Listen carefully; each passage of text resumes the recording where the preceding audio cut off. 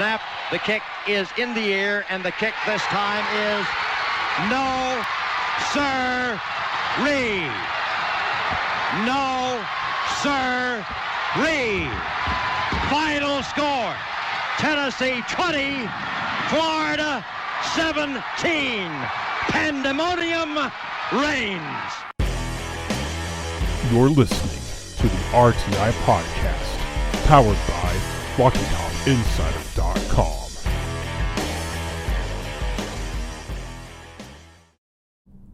Welcome into the Rocky Top Insider Podcast. I am your host, Ben McKee. Thank you so much for tuning in on this Friday, or whenever you may be checking out this podcast, whether that may be on a Saturday or a Sunday. We over here at Rocky Top Insider hope you have a great weekend. One weekend closer to football season, which is music to my ears. And I imagine if you are listening to this podcast, it is music to your ears as well. It has been a busy week for us over here at Rocky Top Insider with plenty to write about, plenty to talk about, plenty to cover as Tennessee football has hit the practice field once again as they prepare for its 2020 season. It's been therapeutic, quite honestly. Not something that I would have expected this time a year ago just because of how much work fall camp entails. But with the craziness of the offseason, with the season being delayed, we would be 2 weeks away from Tennessee versus Charlotte this coming Saturday. But obviously, we are not at that point, but we're still getting football as of August 20th, August 21st, and that is something to be thankful for. So I am thankful in a weird way that we have had plenty to discuss in regards to Tennessee football this week, and it hasn't all been about COVID-19.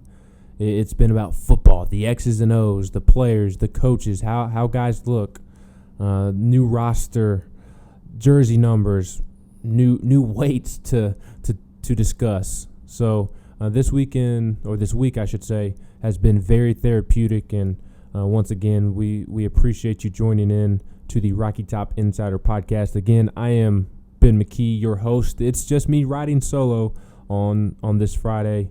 But once again, thank you so much for tuning in and listening. We have a ton to cover, as I just alluded to. On Monday, we got Jeremy Pruitt. He spoke after Tennessee's first fall practice since March 12th. And boy, did it feel like an eternity in between March 12th and earlier this week on Monday when Tennessee practiced for the first time in 2020, or for the 2020 football season, I should say. He had plenty to say afterwards, including updates on Cade Mays, on Jeremy Banks, Jimmy Holiday, Balin Buchanan. He discussed COVID, how many players have tested positive, and what the protocols currently look like, and quarantine and things of that nature. We will discuss that. Don't want to spend a ton of time harping on COVID-19. I can understand that is a drain for most people, including myself, quite honestly. But when it comes to COVID-19 and when Tennessee has to face it, which they are doing every single day, unfortunately, we still have to cover it whether we like to or not. So we will discuss that briefly. And in terms of players opting out, kind of Jeremy Pruitt's response to players opting out. We'll also talk about Neyland Stadium's likely capacity, at least to start the season. Philip Fulmer discussed that with Governor Bill Lee earlier this week. We will get into that, and we will also discuss the 2020 schedule release. That is something that also took place on Monday, and what a hectic Monday it was on the Tennessee beat for Tennessee fans in general at 6:20, or let me go back even further than that. At 4 o'clock-ish, Tennessee football hit the practice field.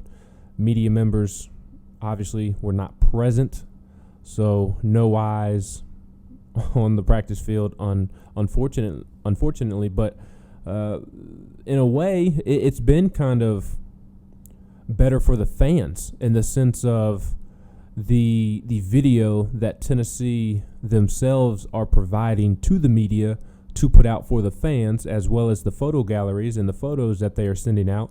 It's actually been more revealing than what we would be able to provide you if we were there covering. So it has its pros and cons. Obviously, we would like to be there in order to report on who is practicing, who isn't practicing, but COVID-19 obviously doesn't allow that. But on the flip side of that, I do think we are being presented more access to Jeremy Pruitt himself, to the players, to film during practice, to photos during practice. So there are some positives to take away, and it's not something that I'm going to gripe about. I'm just thankful to have football here, quite frankly, and just keeping my fingers crossed that we stay on a positive track to be able to have football come September 26th, because I think Tennessee has a great chance to start 2-0 heading into week 3 against Georgia. And we will talk about the schedule in just a moment to continue on my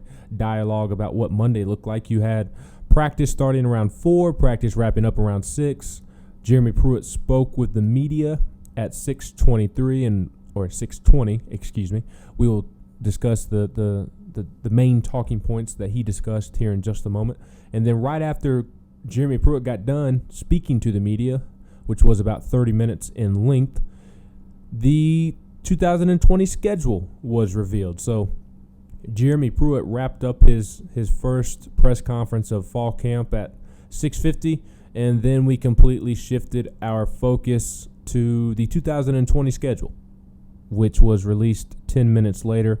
Obviously, earlier in the day, the schedule or the week 1 opponent was released on the Paul Feinbaum show at 3 p.m. Eastern, and that opponent for Tennessee was South Carolina. And Tennessee will play at South Carolina to begin the season week 1.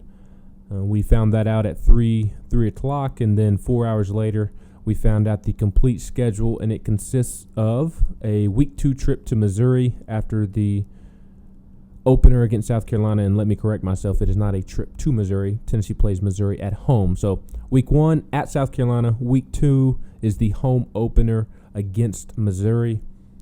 The following week, October 10th, Tennessee will travel to Georgia. And then the next 2 weeks, Tennessee will be at home, week 4 against Kentucky, and then week 5 against Alabama. It is not the 3rd Saturday in October this year. Instead, it is the 4th Saturday in October, as there are 5 weekends in October in 2020. And this year's Tennessee-Alabama game falls on October 24th, which is the 4th Saturday in October, jokingly.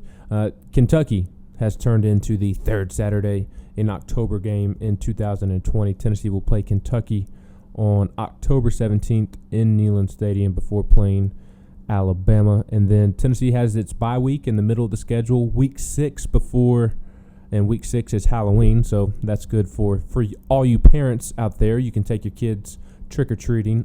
If we have trick-or-treating, I guess that's a different conversation, but I'm sure you can still find a way to celebrate Halloween with the kiddos, and Tennessee will not be playing on that Saturday. So after the bye week, Tennessee will travel to Arkansas. Tennessee will then return home November 14th to play Texas A&M. Tennessee will then travel to Auburn the following week, and that will consist of the first game of 2 back-to-back road games. Tennessee plays at Auburn November 21st, and then at Vanderbilt November 28th, and then Tennessee will return home on December 5th to play the Florida Gators for its final game of the season. And that was quite the revealment, playing Florida last. That is something many Tennessee fans had hoped for. It was kind of split down the middle of the fan base from what I gathered on social media and our interactions on the Swain event. Is half of the fan base wanted to play Florida right off the bat because traditionally Florida struggles the first couple of weeks of the season before playing Tennessee, and you definitely understand the want and desire to play Florida at the beginning of the season because of the history of barely winning in week 1 and week 2, and then all of a sudden they show up and play Tennessee and they look like the best team in the country. But you get them at the end of the season, and that was also a sentiment that I saw from Tennessee fans, that it would be nice to play Florida last because they'll have to come to Knoxville playing in cold weather on December 5th. Florida's not used to playing in that type of weather. Those Florida boys that are recruited to play for the Gators are not used to playing in cold weather, so I can see that playing into Tennessee's favor as well. In terms of my overall thoughts on the 2020 schedule, I think considering it's a 10-game SEC conference schedule, all-conference schedule, it's going to be tough no matter what when you play 10 SEC games in 1 year and you only get one bye week. All that considered, I think Tennessee got the best schedule possible, the best schedule it could have asked for given the opponents. And if you recall back to Monday's podcast that we had here on Rocky Top Insider, which shout out to Mike Wilson for joining the program. And then after Mike joined us, I discussed what would be best for Tennessee in regards to its 2020 schedule. I was of the opinion that it would be best for Tennessee to play South Carolina or Missouri week 1, play Georgia early in the season, and play Florida at the end of the season. And that's exactly what happened. And I think that is the absolute best case scenario for Tennessee. I think it's in Tennessee's best interest to play Georgia at the beginning of the season because they are replacing so much on the offensive side of the football. They have a new offensive coordinator. They have a new quarterback. They have two new running backs in terms of their start. They lose their starting running back and their backup running back. They lose their entire offensive line. They lose their top 2 tight ends. They lose 2 of their key receivers, productive receivers from last season. Georgia's defense is going to be great. It might be the best defense in the country, quite honestly. Their second team and third team guys could start at most teams in the country. But their offense, I have a feeling, is really going to struggle out of the gate when you consider all the new pieces on offense, new offensive coordinator, and you have not had a traditional offseason to help those new pieces on offense gel together. So I thought it was in Tennessee's best interest to catch Georgia early in the season while they are still trying to work out those kinks. You still don't want Georgia week 1 just because, in my opinion, it's best for Tennessee to maybe get a game or 2 under their belt, not against an Alabama or Florida before they play Georgia, obviously, but a nice. I think warm up is too light of a word to use here, but a game that will challenge you, but you still should win. And to me, that was South Carolina. South Carolina's defense is physical. They are going to challenge you, but South Carolina is really going to lack playmakers on offense. They have question marks along the offensive line. They have a quarterback coming off of several injuries in Ryan Helinski, who was very inconsistent last season. And he has a ton of talent, but once again, he does not have a ton of weapons, especially after Thursday's news that freshman running back Marshawn Lloyd was going to miss the season due to a torn ACL. That is a huge, huge blow for the South Carolina Gamecocks. So playing South Carolina or Missouri first, I thought was the best option for Tennessee before diving into that Georgia game, because then later on in the schedule, instead of playing Vanderbilt or Arkansas first, you can use that Vanderbilt or Arkansas game as somewhat of a bye week. It's not as strenuous. It's not going to be as taxing of a game. At least it should not be. And you play Arkansas before you play Texas A&M and Auburn. You play Vanderbilt in between A&M, Auburn, and Florida. So those 2 games are placed perfectly, in my opinion. And then you get South Carolina and Missouri week 1 and week 2 to really get in the flow of things before you dive into that Georgia game. And Georgia may very well have worked out its kinks on offense with its new pieces by week 3, but at least there's still a chance of catching them before they are clicking on all cylinders. So I thought that was a win for sure. And I was in the camp of thinking towards Florida that Florida's going to be good at the start of the season because they have so many veteran pieces, and they are as equipped as anybody in the SEC to overcome a fluky offseason, an offseason in which you weren't able to gel as much. They have pieces returning. Now, there's been rumors out of Gainesville that their top 3 receivers and a couple of defensive players may opt out. That will change things, most definitely. But as Florida currently sits, I thought it was best to maybe catch Florida at the end of the season, and Tennessee does that. The meat of the schedule does begin with Georgia after week 1 and week 2 against South Carolina, Missouri. Georgia, at Georgia, home versus Kentucky, home versus Alabama. 3 weeks in a row, October 10th, October 17th, October 24th. That is the toughest stretch on the schedule, in my opinion. We know what Alabama is going to be. Georgia, while the offense may still be trying to click on all cylinders, that defense is going to be tough to go up against. And then sandwiched in between that Georgia game and Alabama game, who those two teams can consist of the most talent combined of any team in the SEC, Kentucky is sandwiched in between. And I would suggest not looking at the brand name of Kentucky when evaluating this Kentucky football team. Don't look at the logo. Don't look at their Kroger Field. Don't pay attention to all the stigmas surrounding Kentucky football. This is not going to be your typical Kentucky football team. Kentucky is going to be very good. They're not going to win the SEC East, but they are very capable of upsetting a Georgia, upsetting a Florida. I think Tennessee beats Kentucky, but if Tennessee takes Kentucky lightly, Kentucky will mop the floor with Tennessee. They are full of NFL bodies along the offensive line, along the defensive line, even getting into the linebackers and in the secondary. They have a ton of NFL players on their team, a ton of very good football players on their team. So do not take that game lightly. That game will definitely be a challenge for Tennessee. And I think that 3-game stretch of Georgia, Kentucky, and Alabama will, without a doubt, be the toughest stretch on the schedule. The second toughest stretch is the Texas A&M, Auburn, Vanderbilt, Florida. Those last 4 weeks of the season. And I don't mean to throw Vanderbilt in there because Vanderbilt is not going to be good, but they are in the middle of that stretch of A&M, Auburn, and Florida. And again, as I said earlier, I think that Vanderbilt game is placed perfectly.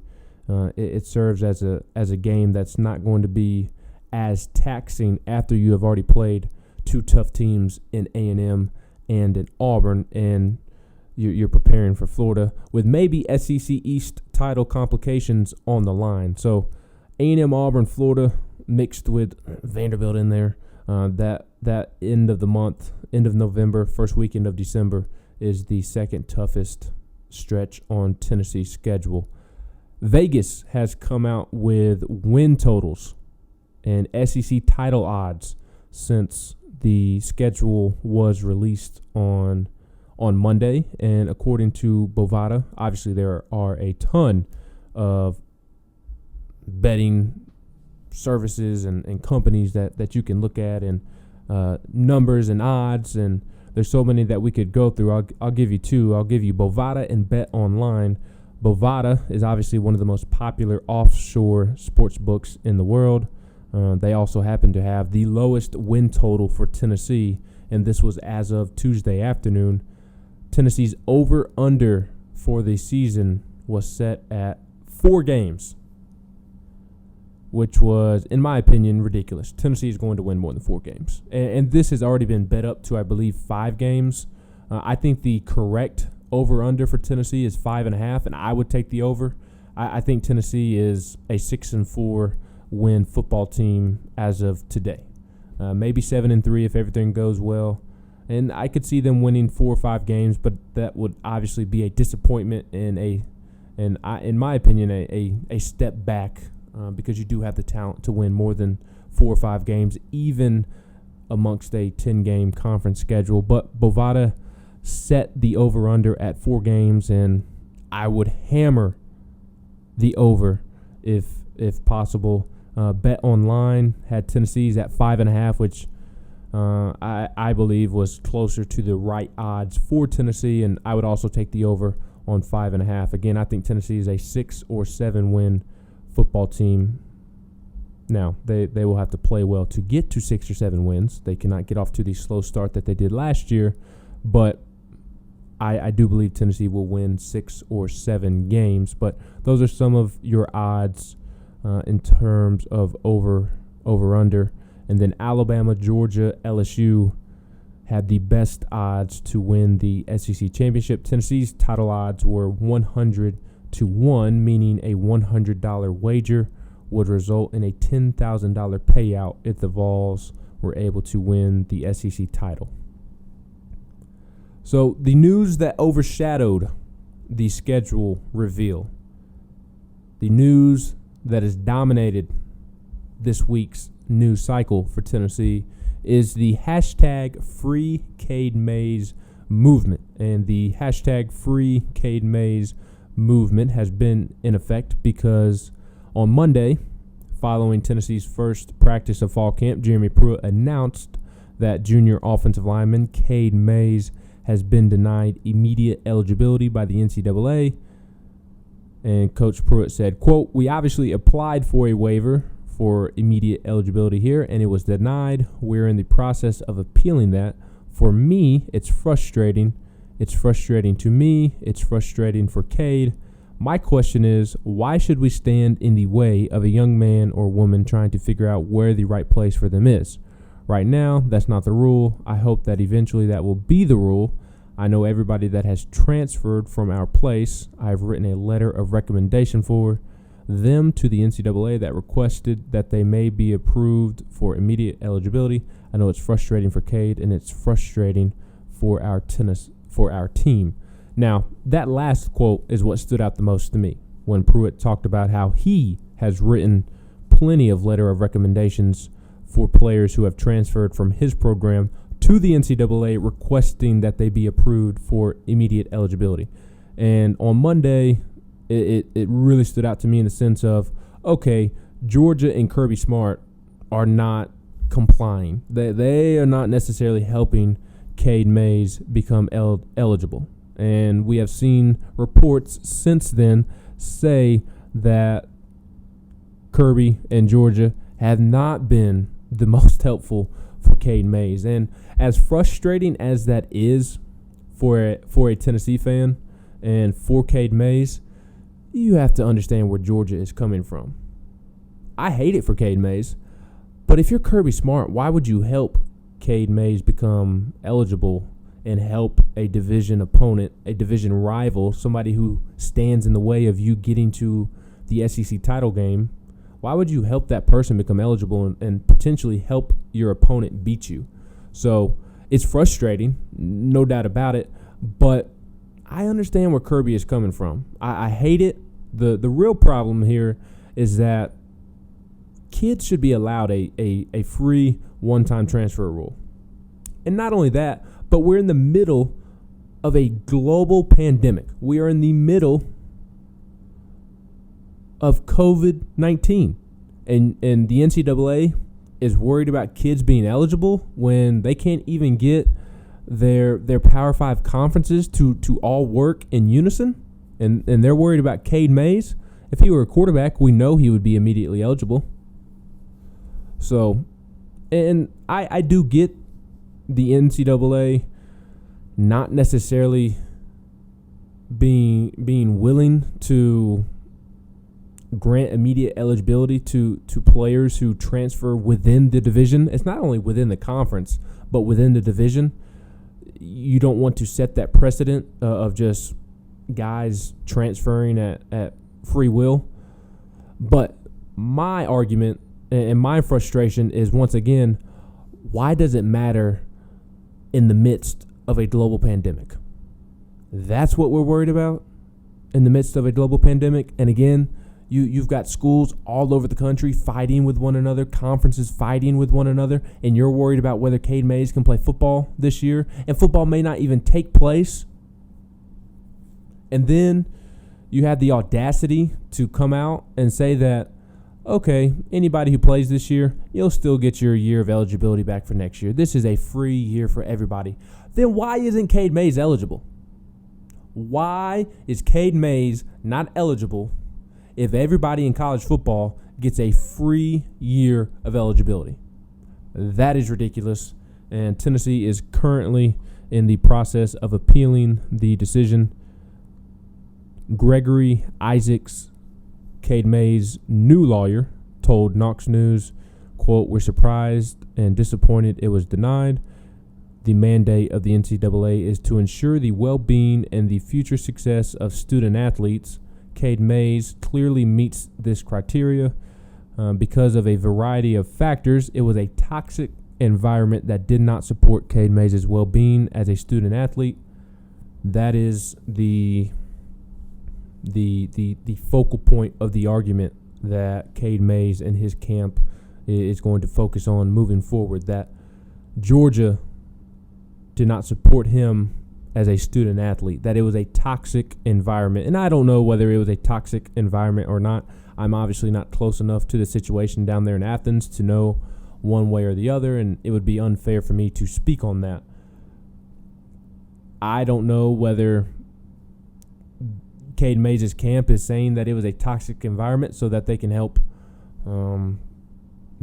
Cade get eligible this year, or whether there was actually a toxic environment down at Georgia. I think it's telling that Georgia players are tweeting out hashtag free Cade Mays, but I guess that's a different conversation. But that is the latest on the Cade Mays front. Just a ridiculous decision by the NCAA, in my opinion, just because we are in the middle of a global pandemic and you are worried about a kid transferring and playing this season.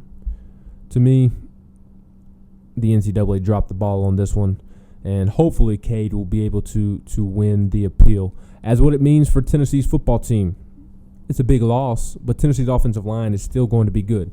Now, you absolutely want Cade Mays out there. You want him starting at right guard next to Trey Smith and Brandon Kennedy and presumably Darnell Wright at left tackle. You want Cade Mays out there. There's no bones about it. But Tennessee will still be able to get by and should still be able to find success along the offensive line, even if Cade Mays isn't out there. Yes, it's a drop-off to the next guy, but Jerome Carvin, Riley Locklear, Kayron Calvert, if he slides in at right guard, he can also play right tackle. Those guys can play quality football at this level. May not be at the level of Cade Mays, but they can play football at this level. So definitely a loss for Tennessee's offensive line if Cade Mays is in fact can't play and is in fact denied the appeal. But you do have guys that can step up and fill his shoes. The other big news that came out of Jeremy Pruitt's press conference on Monday evening was good news.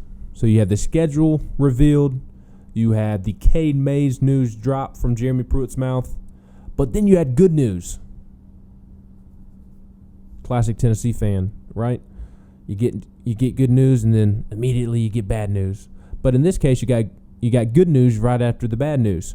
You got the bad news sandwiched in between. And the good news is Jeremy Banks is officially back on the football team after serving a near year-long suspension. And really suspension isn't the right word because he was kicked off the team. So being away from the team unofficially for almost nearly a year, he is back on the football team. For those who do not remember, Jeremy Banks was removed from the football team last October 4th to be exact, after Jeremy Banks had a situation with law enforcement in which he was pulled over on the strip and he had a warrant out for his arrest due to a prior failed court appearance for a speeding ticket or a parking ticket, one of the two, a traffic citation. And in that police stop, Jeremy Banks made some unfortunate comments to a female police officer, and then you also had TMZ release a video within the next couple of days of Jeremy Banks harassing a female student. So that is why Jeremy Banks was kicked off the football team. But that is not the story here. It's important information, but it's not the story. Jeremy Banks deserves a ton of credit for being back on this football team.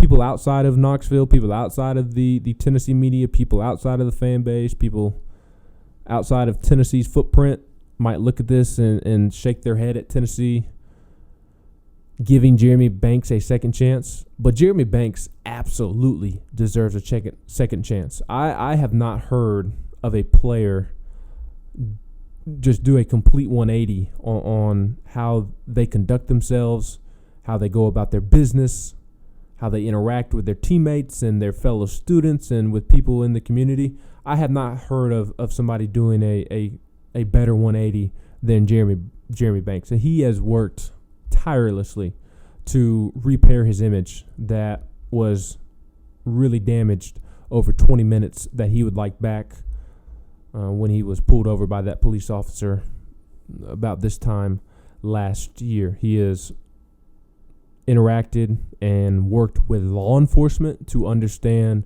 their job. He has become a better student in the classroom. He has become closer to Christ, and he has worked to strengthen his relationship in that area of his life.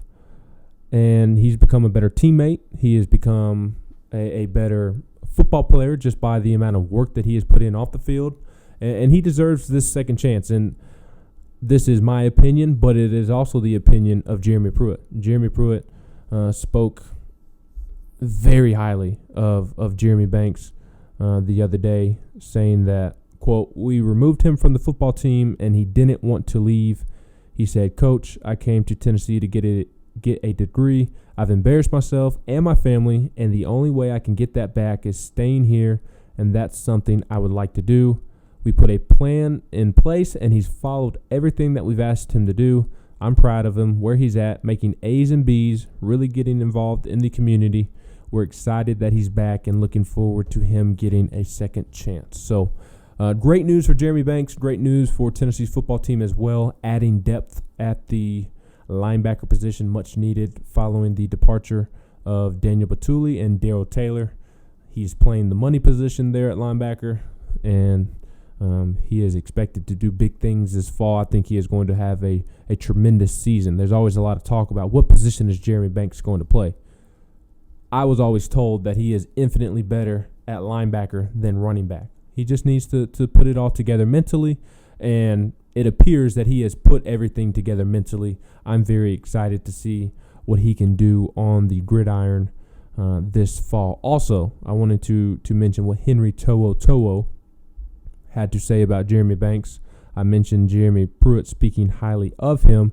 Jeremy Banks did so, or Henry To'o did so as well. He was asked about Jeremy Banks today during a player media availability, and he said, "That's my guy, my brother. He's grown, and he's a changed man. He's helping us tremendously on the field." So congrats to Jeremy Banks, a second chance, well-deserved. And I think Jeremy Pruitt deserves a ton of credit as well. It would have been easy to give up on Jeremy Banks, but instead he stuck with him. He worked with him, and Jeremy Banks has been working with the football team for a couple of months now, but now he's officially back on the football team, and I know he is excited about that, and I know Tennessee fans are as well. Some other house cleaning notes from Jeremy Pruitt's press conference on Monday. We will discuss two more things from Pruitt's press conference, or three more things actually, I apologize, and then we will also discuss some comments Philip Fulmer made in regards to capacity plans for Neyland Stadium this fall to end the podcast. And we'll start with Jimmy Holiday, a freshman wide receiver for Tennessee. He is now a freshman wide receiver for Tennessee. He signed with Tennessee as a 3-star athlete out of the state of Mississippi, and there at his high school in Mississippi, he played quarterback. He was a high school quarterback, and if you recall, the 3 spring practices that Tennessee was able to get in before COVID-19 canceled spring practice, Jimmy Holiday started off in the quarterback room. He was practicing, working as a quarterback, but now that fall camp has rolled around, he is working with the wide receivers. And Jeremy Pruitt mentioned that during Monday's press conference and alluded to it being completely Jimmy Holiday's idea. He said that it was something that Jimmy Holiday wanted to do himself because he felt like he would have the opportunity to get on the field faster there, and you certainly understand why.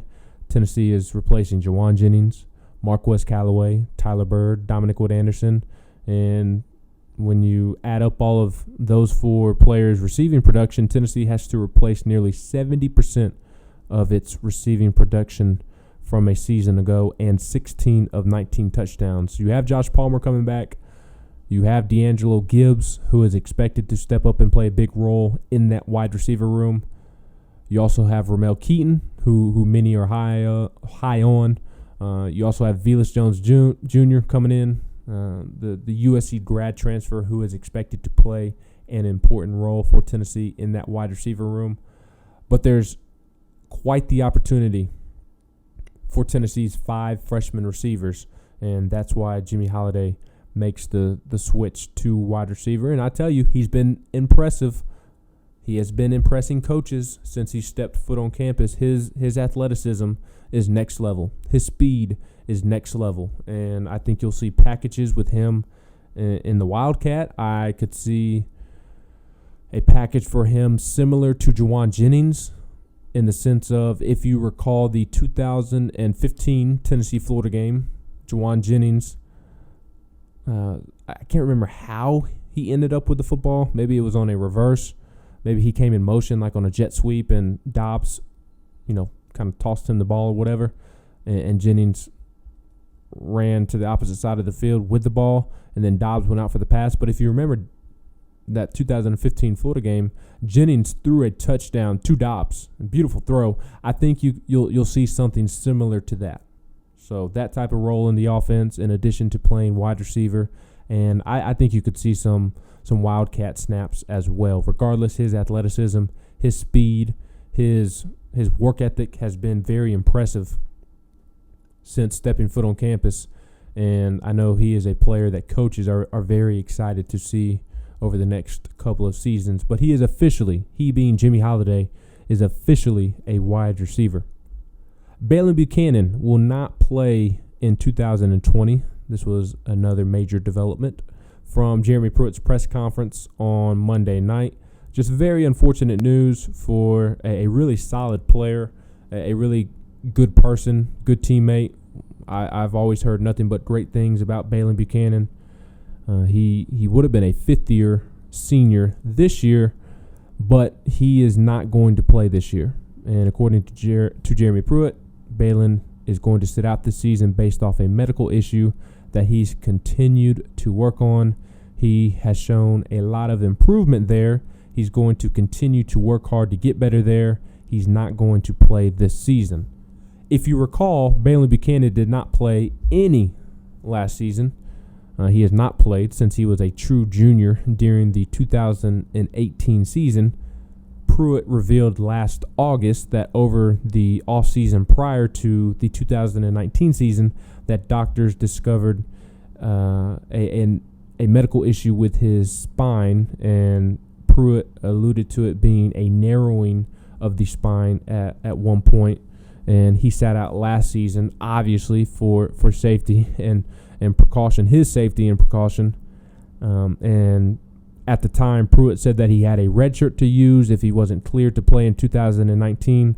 He was never cleared to play in 2019, so he redshirted last year, and he will.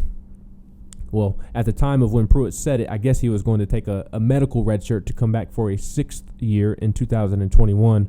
But now that the NCAA is going to vote for it to be a free year of eligibility for everybody, and that is expected to pass, I imagine that Baylon Buchanan will be back next year and will be back for, although technically it will be his sixth season and sixth year on campus, he will be a fifth year COVID defensive back for Tennessee. So continued thoughts and prayers for Baylon Buchanan, going on 2 years without playing football, after being a pretty consistent starter for Tennessee at nickelback in 2018, where he started all 12 games and one of the better players on the defense. He has not played since then, but he is continuing to work, and at the moment, this is not an issue that is going to sideline him for the rest of his career. He is going to continue to work to get back, and hopefully we will see him out on the football field very soon. The last thing that we will discuss from Jeremy Pruitt's press conference on Monday was that Jeremy Pruitt mentioned that 23 guys tested positive for COVID-19 since the team has returned to campus in June. Now, don't go all Dan Wolken jumping to conclusions. 23 is not, I mean, off the cuff, it doesn't look like a good number, but it's also under 2%. 2% of all tests that Tennessee has administered since players returned from home, returned back to campus in June. Only 23 guys under 2% have tested positive. So yes, that is a concern in terms of managing those players and keeping that number under control.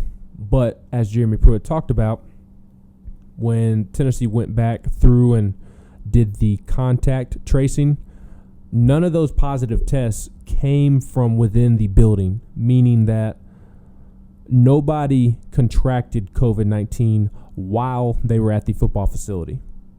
They picked up COVID-19 away from the football facility, whether when they went home to see family around 4th of July. Jeremy Pruitt gave them a week off because they were expecting to play on time, and they wanted them to have one last, kind of long weekend of family time before it was time to get to work and play out the lengthy season.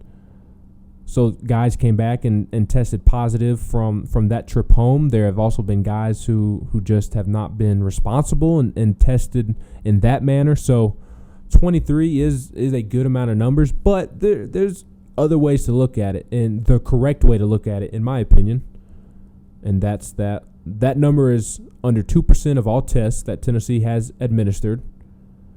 None of the positive tests have come from within the program, which means that Tennessee's protocol is working. So I think Tennessee's good in that spot, and he being Jeremy Pruitt, has continued to put a heavy emphasis on players being responsible moving forward. They currently have a few guys that are in quarantine right now, but they will be back in a couple of days. So it seems like Tennessee is doing very well on the COVID front. The last thing to discuss before we get out of here today is the capacity, the Neyland Stadium attendance plan, the capacity plan to start the season. Philip Fulmer said on Tuesday during a briefing with Tennessee Governor Bill Lee that Tennessee is expecting or planning to limit Neyland Stadium capacity to 25% this season. He also stated that the Vol Walk and Band Walk, which are held prior to the game, are unlikely to take place. His exact quote was, quote, "We're anticipating somewhere around the 25% mark. We hope to be able to achieve that." He also mentioned that the 25% capacity in Neyland Stadium, if that is for the entire season, Tennessee is expecting or preparing to lose $30 to $40 million, preparing for a $30 to $40 million reduction in revenue as a result of stadium capacity restrictions. Tennessee Athletics generated $143 million in revenue and $143 million in expenses for the 2019 fiscal year, according to figures that are available to the public. The football program generated $96.1 million in revenue. So obviously this is a big hit for Tennessee. $30 to $45 million is a ton of money. And just a really unfortunate situation we have seen this week. Philip Fulmer come out and say that he is going to take a 15% pay cut, and that is going to be the first of many pay cuts and cutbacks within the athletic program. Just a really unfortunate time for Tennessee's athletic department and people all over the world, obviously. Just a really trying time, as many have died from COVID-19 and many have been impacted one way or the other, whether that be by getting sick, knowing somebody that passed away, losing a job, just so many ways to be affected by COVID-19 since March. And I'm sure we've all felt it one way or another. So this is just another unfortunate effect of COVID-19, and hopefully this will be the bare minimum of the negative impact that Tennessee is going to feel because of it. But Coach Fulmer has also remained positive in the sense that he has said that is a starting number, and as the season progresses, he is hopeful that they will be able to hold more than 25% people in Neyland Stadium, and 25% capacity in Neyland comes out to be 25,614 fans. And I thought Eric Gray put it perfectly on Thursday. 25,000 Tennessee fans are better than zero, and I could not agree more with Eric Gray on that. But that's where we will end the podcast today. Thank you for riding solo with me, Ben McKee. We will be back early next week with another podcast. I will be joined hopefully by Brad Matthews. I have tried to get him on the podcast these last two since I have taken over the reins of fulfilling the podcast duties at Rocky Top Insider following Nathaniel Rutherford's stepping down as managing editor, as he looks to pursue other professional avenues outside of sports media. I have thoroughly enjoyed working with Nathaniel, and will obviously miss working with him as well. But we will try to get Brad Matthews back on here, assuming that we don't have any scheduling conflicts moving forward. And I look forward to Brad joining me along with many others. But in the meantime, thank you so much again for joining the podcast, giving it a listen, and riding solo with me. I hope you all have a great weekend, and be sure to look out for the Rocky Top Insider mailbag on Friday morning. Jeremy Pruitt will meet with the media once again, his second time of fall camp on Friday night, and we will have you covered with everything Jeremy Pruitt has to say during his press conference over on Rocky Top Insider. You can follow me on Twitter at Ben McKee14. Feel free to slide in my DMs if you have any questions. Tweet at me. Always available. Always respond. So hope everybody has a good weekend. And then until next time, we'll see you.